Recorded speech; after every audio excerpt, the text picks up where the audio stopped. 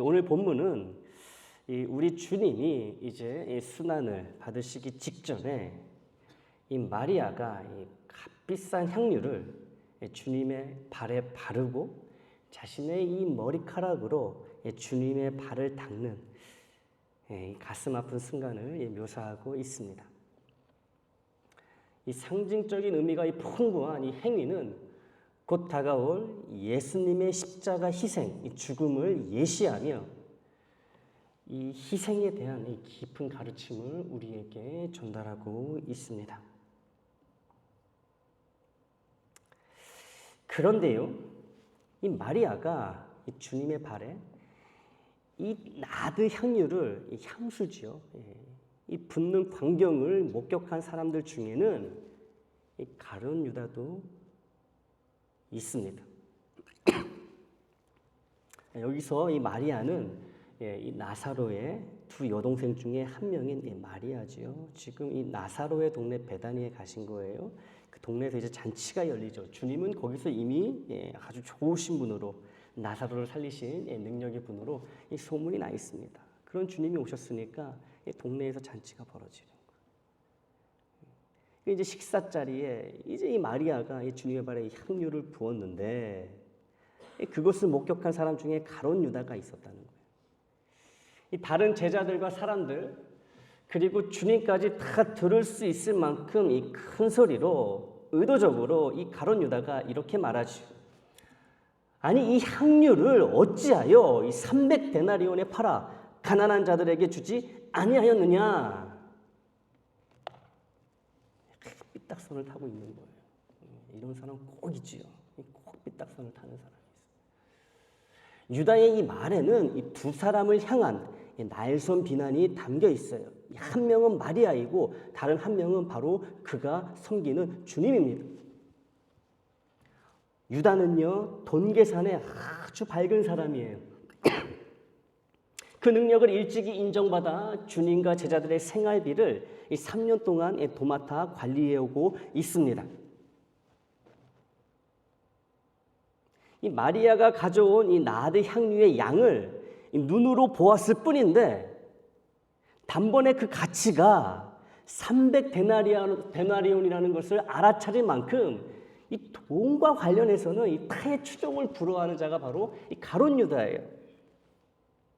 우리도 주변에 그런 사람 있잖아요. 돈에 밝은 사람이 있습니다.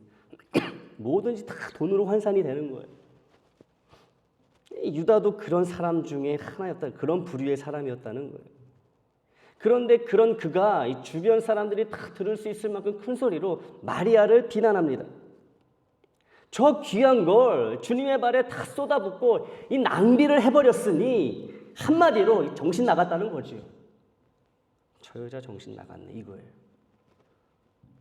이 나드 향유를 이렇게 낭비할 바에는 차라리 이 300데나리온에 팔아 그 돈을 가난한 자들에게 나누어 주는 것이 지극히 정상적인 사고와 행위가 아니냐는 아주 원색적인 비난이지요. 인격을 모독하는 아주 질 낮은 비난입니다. 이런 게.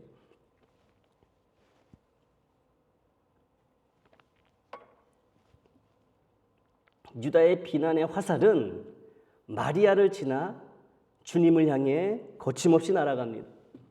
주님도 제정신이 아니라는 거예요. 아니 저 무지한 여인 마리아는 정신이 나갔다 쳐도 어떻게 랍비라고 불리는 나의 스승 예수가 이 정신 나간 짓을 그대로 내버려 두는지 이 부하가 치밀어 올라 참을 수가 없는 거예요. 마리아나 예수나 이 정신 나간 짓을 하고 있다는 이 비난의 말을 서슴지 않는 유다를 볼 때 그는 이 사건을 통해 우리 주님을 십자가의 고난과 죽음에 팔아 넘길 마음을 더욱 확신하게 되었을 것입니다. 그런데 여러분, 이 유다의 말만 놓고 보면 유다가 옳은 것 같습니다. 잘 생각해 보세요. 유다의 말이 옳다는 거죠. 주님의 발에 그토록 고가의 나드 향유를 붓는 것보다 그걸 판 돈으로 가난한 자들에게 나누어 주는 것이, 가난한 자들을 구제하는 것이 우리가 보기에도 더 옳아 보인다는 거지요.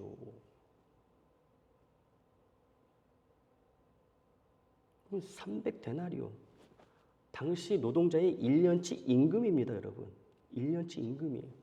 여러분 1년 연봉이라고 생각해 보세요. 한참 젊으실 때 돈 벌 때 한번 생각해 보세요. 1년치 연봉이라니까요. 근데 그거를 주님의 발에 쏟아 부었어요. 그렇게 하는 것보다는 실제적으로 지금 저 밖에 있는 가난하고 굶주린 자들도 많은데 그들을 위해서 쓰는 게 더 낫지 않는가?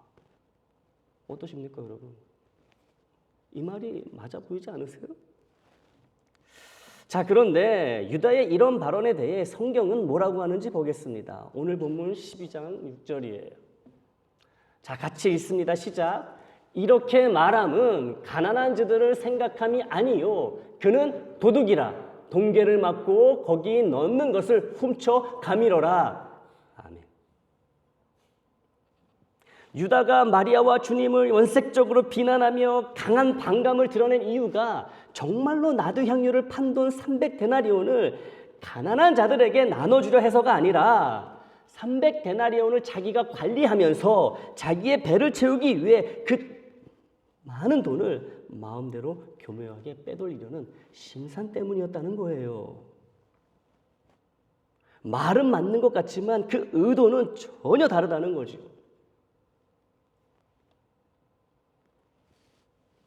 나드 향유를 저렇게 주님의 발에 부어버리면 자기에게 돌아오는 게 아무것도 없는 거예요. 여러분 예수 믿으면서 이렇게 자기 유익을 찾는 그런 신앙인이 되면 안 돼요. 그 신앙인이 아니죠. 예수의 이름을 빙자해가지고 유다처럼 자기의 사리사욕을 찾으려고 하는 것. 우리는 절대 그런 자가 되면 안 됩니다. 주님께 생명을 받았는데 뭐 자꾸만 주님한테 이러면 안 되는, 드려야 되는 거죠. 이제 드려야 되는 거예요. 받은 것을. 그러니까 이렇게 하면 하여튼 자기에게 돌아오는 것이 아무것도 없으니까 그게 싫은 거예요. 여러분 우리가 신앙생활 할 때도 교회가 무슨 프로젝트를 추진하는데 가만히 보니까 내가 껴들 구석이 없고 이 프로젝트, 이 일은 참 좋은 일이고 교회에 필요한 일인데 나에게 뭐 돌아오는 게 없어. 콩고물이 없어. 동의도 안 하고 찬송도 안 하고 참여도 안 해. 여러분 그런 자가 가룟 유다 같은 자인 거예요. 나에게 돌아오는 게 없으면 안 하는 거야. 뒷짐지고 있는 거야 그냥. 잘 되면 되는가 보다. 안 되면 그냥 속으로 웃는 거죠. 쌤통이다. 유다가 지금 그런 마음인 거예요. 그게 참을 수 없는 거예요. 참을 수 없어가지고 마리아와 주님을 비난했던 거죠. 이 예수님이 마리아를 제지하며 나드향유를 발에 붓지 못하게 하고 나드향유를 팔아 그 돈으로 가난한 자를 도우라고 했다면 분명히 마리아는 그 말을 들었다는 거지요.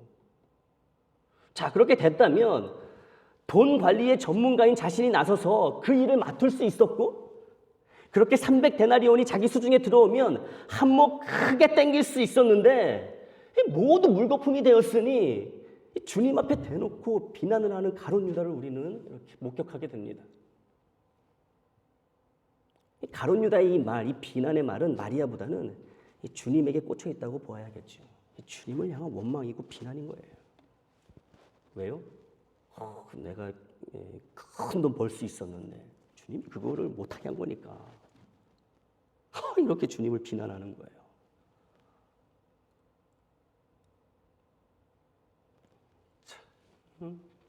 이런 가룟 유다에게 주님이 답하십니다. 7절과 8절이에요. 시작. 예수께서 이르시되 그를 가만두어 나의 장래할 날을 위하여 그것을 간직하게 하라. 가난한 자들은 항상 너희와 함께 있거니와 나는 항상 있지 아니하리라 하시니라. 아멘. 주님은 유다의 이 악한 속셈을 알고 계시지만 이에 대해서는 한마디 언급도 하지 않으십니다. 유다가 아니라고 딱 잡았다면 오히려 억울한 피해자 흉내를 낼 것이 뻔하기 때문이죠. 지혜로우신 주님이, 이 뱀같이 지혜로우신 주님이 유다의 이런 마음을 모르실 리가 없죠. 하지만 지혜로우신 주님은 이야기를 해봤자 지금 아니라고 펄쩍 뛸 게 분명하니까 거기에 대해서는 말씀하지 않으시는 거예요. 여러분 사실이고 진리라고요. 아무 데나 막 말하는 게 아닙니다. 할 때가 있어요. 또 안 할 때가 있어요. 우리 주님의 모습을 통해서 배워야 되는 것이죠. 대신 주님은 마리아를 변호하십니다. 값비싼 나드 향유를 가난한 자들을 위해 쓰는 대신 주님에게 이렇게 바친 것이, 쓴 것이 아주 잘한 일이라고 칭찬하십니다. 마리아가 이 나드 향유를 가지고 있는 이유는 곧 십자가에 달려 죽게 될 자신의 몸을 위한 것이므로 자신의 발에 붙는 것이 지극히 마땅하며 귀하디 귀한 헌신이라고 주님은 유다를 비롯한 그곳에 있는 자들에게 널리 말씀하고 계세요. 곧 있을 주님의 죽음을 영적으로 느끼고 성령에 이끌리어 방금 전에 주님의 몸에 나드 향유를 부었으니 문제될 것이 전혀 없다는 말씀입니다. 주님을 위해 준비된 것이니 주님에게 쓰는 것이 맞다라는 거예요. 비난이 아니라 칭찬받아 마땅하다는 말씀이지요. 가이사의 것은 가이사에게, 하나님의 것은 하나님에게 돌리라고 일전에 주님이 말씀하셨듯이 주님을 위해 준비된 것은 더 합당해 보이는 다른 용도로 사용하지 말아야 하고 오직 주님을 위해 사용되어야 한다는 말씀이기도 하다라는 거예요. 아니 그 나드 향유가 주님을 위해서 준비된 건데 다른 데 쓰면 안 된다는 거예요. 아무리 우리의 생각에 우리의 눈에 더 급한 곳이 있고 더 적절해 보이는 그 사용처가 있더라도 주님을 위해 준비된 것은 주님께만 쓰라는 거예요. 그게 맞다라는 거죠. 여러분 잘 들으시고 이해하시길 바랍니다.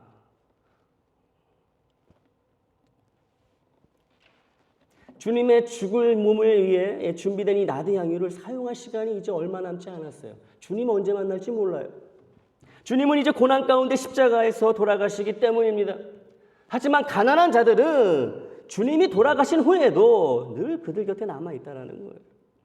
그들을 위해 준비하고 그들을 위해 헌신할 수 있는 기회가 많이 남아있다는 것이지요. 이렇게 말씀하시면서 주님은 가난한 자들에 대한 긍휼함도 잊지 않고 계십니다. 우선순위를 지키라는 거예요. 먼저는 나에게, 그 다음에 항상 너희 주변에 있을 가난한 자들을 돌보라는 것이지요. 나만 섬기라는 게 아니에요.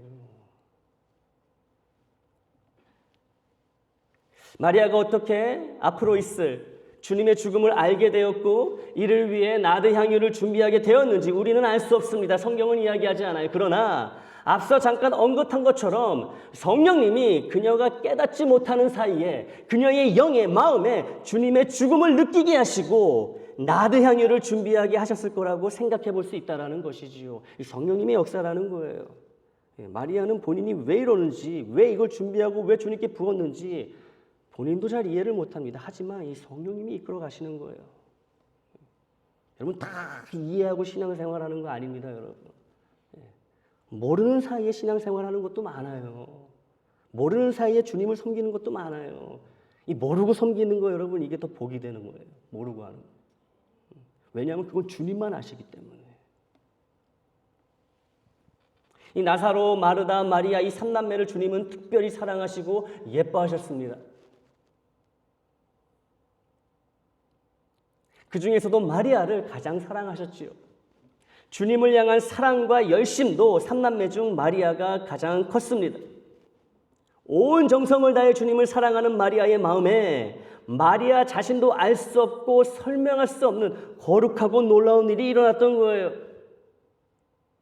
주님의 죽음을 미리미리 준비하게 됐던 거죠. 그렇게 본인도 모르는 사이에 성령님이 그냥 이끄시니까 주님을 사랑하는 마음이 지극하니까 성령님이 그렇게 역사하는 거예요. 그 마음을 통해 가지고 제일 먼저 주님의 죽음을 준비한 여인이 바로 이 마리아 아니겠습니까? 주님을 사랑하니까. 우리 주님을 어머니 마리아의 몸속에 잉태시키신 성령님이 다른 마리아에게도 역사하셔서 그녀가 주님의 죽음을 영적으로 느끼며 헌신하게 만들도록 이끄셨음을 우리는 보게 됩니다. 참 오묘해요.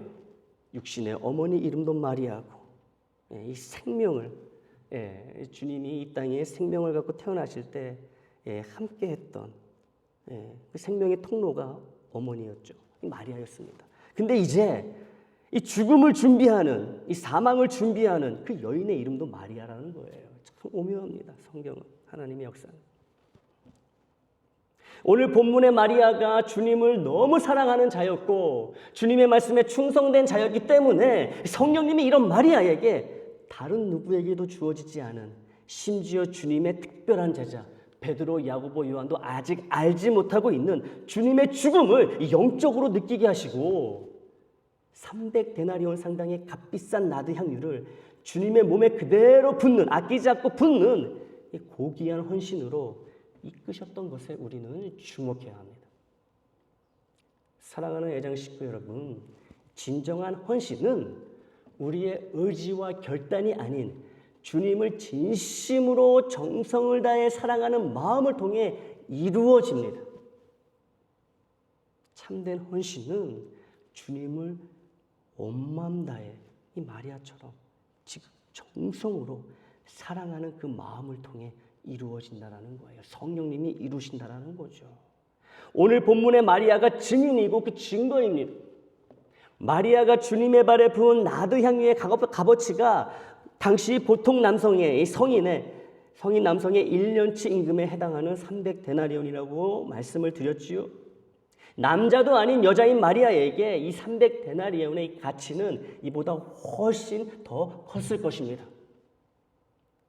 그러므로 이 비싼 고가의 나드 향유를 주님의 발에 다 붓는 것은 유다처럼 주님을 사랑하지 않거나 주님을 사랑해도 깊이 사랑하지 않는 자에게는 분노와 비난을 유발하는 불합리하고 옳지 못하며 심지어 악한 일로 비춰진다는 것이지요. 그러니까 여러분, 교회에서 뭘 이렇게 하잖아요. 돈을 쓰잖아요. 그러면은 꼭 궁시렁대는 세력이 있습니다. 아니, 저 돈 주고 저걸 했단 말이야? 지금 다른 걸 해야 되는데, 성교해야 되는데. 여러분, 그런 말 하는 자가요, 정말 성교를 귀하게 생각해서 정말 주님을 사랑해서 그런 말 할까요? 아니에요. 자기는 거기에 돈 쓴 게 싫은 거예요. 그러니까 자꾸 삐딱하게 다른 식으로 이야기하는 거예요, 유다처럼. 차라리 아니, 나는 저렇게 돈 쓰는 거 싫다, 나는 이거보다 저거 사는 게 더 좋았다, 이렇게 얘기하면 안 돼. 우리 교회는 우선순위를 모른다고. 이 궁시렁대는 세력이 있다는 거죠, 여러분. 이런 세력이 우리 교회는 없어야 되는 거예요. 교회에서 정해가지고, 예를 들어 당회에서 정해가지고 무엇을 하면은 따라야 되는 거지요. 이게 급한가 보다, 이게 중요한 거보다. 그래야지. 내 마음에 안 들면 그냥 비난하는 거예요. 우리 그런 자가 되지 맙시다. 주님을 향한 마리아의 깊고 정성 가득한 사랑을 알고 계신 우리 주님께는 이 나드 향유를 주님의 발에 부어버리는 마리아의 행위가 칭찬받아 마땅한 것이고, 주님은 이런 마리아를 귀하디 귀한 헌신의 본으로 오늘 우리 앞에 내세워 보여주고 계시는 거예요. 만약에 이 주님과 마리아가 오늘 이 자리에 있다면 이 주님이 우리 앞에 마리아를 세우시면서 자랑하실 것 같아요. 야, 얘가 마리아야. 얘가 바로 걔야. 보면서 뭐 느끼는 거 없니?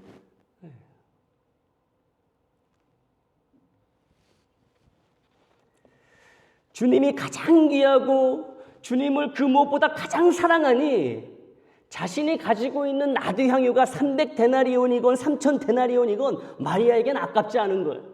값진 것일수록, 귀한 것일수록 주님께 드리고 또 드리고 싶은 마음뿐이라는 거죠. 왜요? 주님을 가장 값지고 귀한 분으로 사랑하기 때문에 그런 거예요. 그리고 성령님은 주님을 이렇게 사랑하는 자에게 자신의 힘으로 할 수 없는 일을 주님을 위해 하도록 이끄십니다. 오늘 본문의 마리아처럼 자신도 모르는 사이에 주님의 장례를 준비하며 나드 향유를 온전히 바치는 헌신으로 이끌어 가십니다. 누가요? 우리 성령님이. 믿음이란 것이, 이 헌신이란 것이 그 기준과 그 정도가 날이 갈수록 낮아지고 떨어지고 있는 것만 같아요. 믿음의 기준이, 이 헌신의 기준이 시간이 지날수록 떨어지고 있는 것 같다는 거죠. 당연한 봉사와 섬김인데 굉장한 믿음으로 한 것이냐 이야기하기를 원한다는 거예요. 저도 그렇고 여러분도 그렇고. 그리고 이것이 뭐 하나 하면 교우들에게 다 알려지기를 원합니다.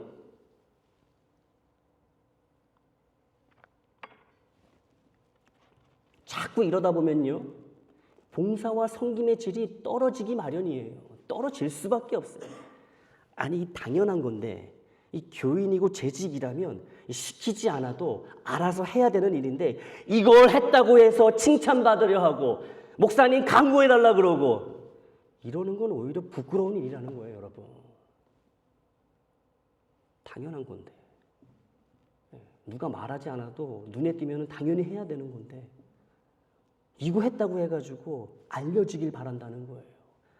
광고가 나기를 바란다는 거예요, 여러분. 사실 참 부끄러운 일이라는 거죠.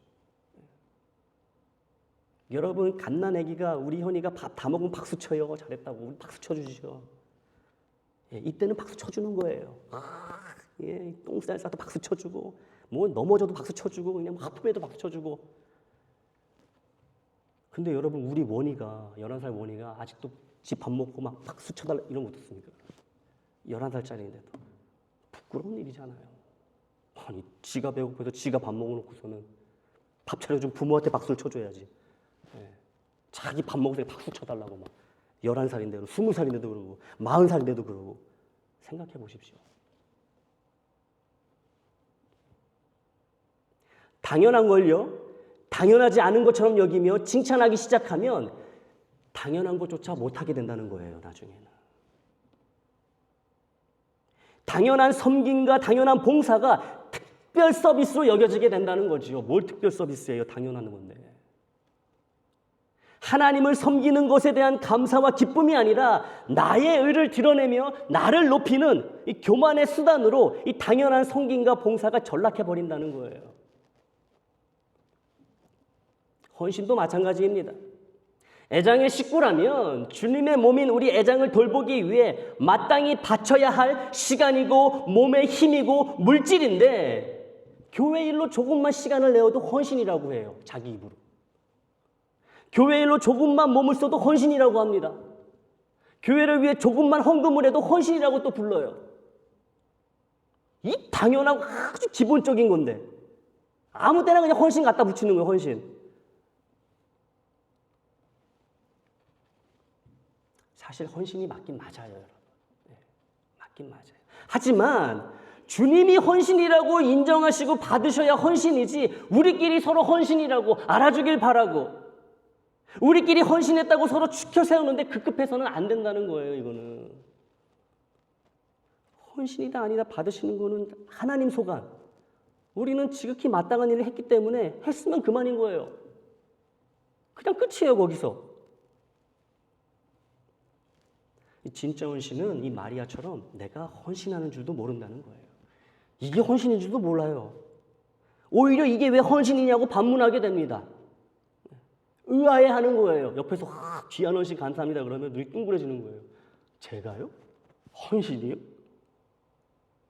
그러면서 당연한 걸 갖고 왜 이러느냐고 오히려 불편해한다는 거지요. 가장 아름다우시고 가장 귀하신 주님을 사랑한다면 이렇게 하는 것이 마땅한 일이므로 훌륭한 믿음, 위대한 헌신이란 칭찬을 들을 생각도 없고 행여 그런 말을 들을까 봐 티도 내지 않는다는 거죠. 이게 참 헌신을 하는 사람의 특징이라는 거예요.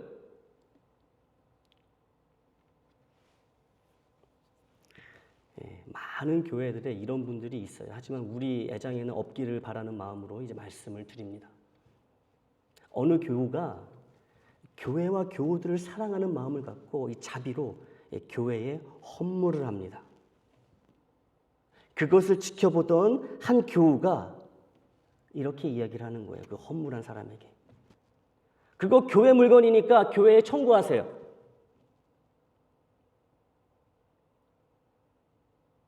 교회 물건을 자꾸 이런 식으로 개인이 사다 놓으면 나중에 시험이 든다고 말합니다. 헌물한 사람에게, 참된 헌신을 하는 사람에게 그러지 말라는 거예요. 영수증 가져와가지고 교회에 청구하라, 재정부에 청구하라 그래요.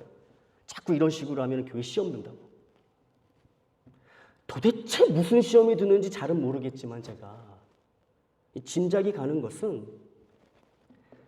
그 교회에 청구하라고 말하는 그 본인이 시험에 드는 거겠지요. 이 교우 저 교우 교회에 필요한 것들을 구비하기 위해 헌금을 하거나 자비로 사서 헌물을 할 경우 자기도 해야 될 것 같거든. 그런 압박과 부담을 받는 거예요. 그런데 자기는 하기 싫거든요. 그러니 다른 교우가 기쁨과 정성으로 하나님께 바친 것을 방해하는 거예요. 막아버리는 거예요. 그 교우가 하나님께 드림으로 인해 받게 되는 복까지 못 받게 만들어 버립니다. 하기 싫으면 자기 혼자 조용히 안 하면 되지. 다른 교우가 받을 복까지 못 받게 만들어 버리는 거, 못 받게 만들어 버립니다. 우리 회장은요, 누군가가 아주 큰 액수의 헌금을 하거나 큰 헌물을 할 경우 이를 방해하고 뒤에서 수근거리는 사람이 없어야 합니다. 감사합니다. 고맙습니다. 이렇게 다 반응하시기를 바랍니다. 내가 못한다고, 내가 하기 싫다고, 빨리 교회 청구하라고. 복 못 받을 거면 본인 혼자 못 받으세요. 왜 복 받을 사람까지 또 못 받게 만들어 버립니까? 이런 분이 없어야 됩니다. 절대로 없어야 돼요.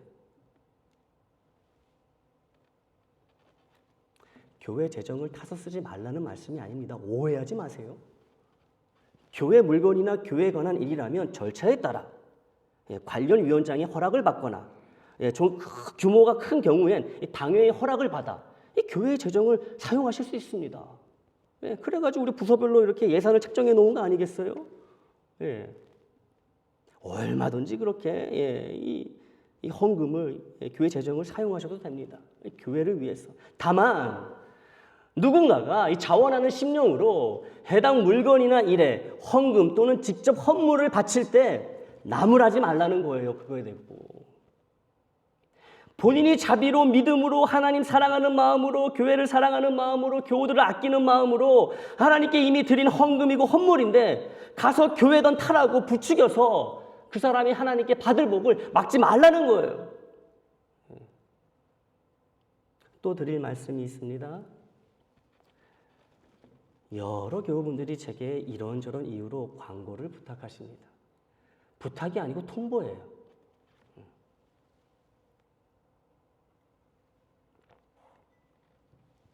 어느 교우가 이렇게 했고 또 어느 교우는 저렇게 했고 이차 저차 했으니 주일 예배 시간에 꼭 광고를 해달라는 부탁이지요. 좋은 마음으로 광고를 이렇게 제게 부탁하는 줄 제가 알고 있어요. 제가 왜 그 마음을 모르겠습니까? 그런데요, 죄송하지만 그렇게 부탁받은 광고들 중에는 이 주보에 올리면서까지 온 교우들에게 알리기엔 좀 민망한 소위 섬김과 헌신들이 있다라는 거예요. 이것까지 광고를 해야 되나? 우리 교회 수준이 이거밖에 안 되나? 이거를 드러내야 될 만큼? 광고는요, 특별한 것만 나가는 게 광고예요. 아주 이례적이거나 알려가지고 교회에 덕이 될 경우에, 두루두루 덕이 될 경우에 광고를 하는 거예요.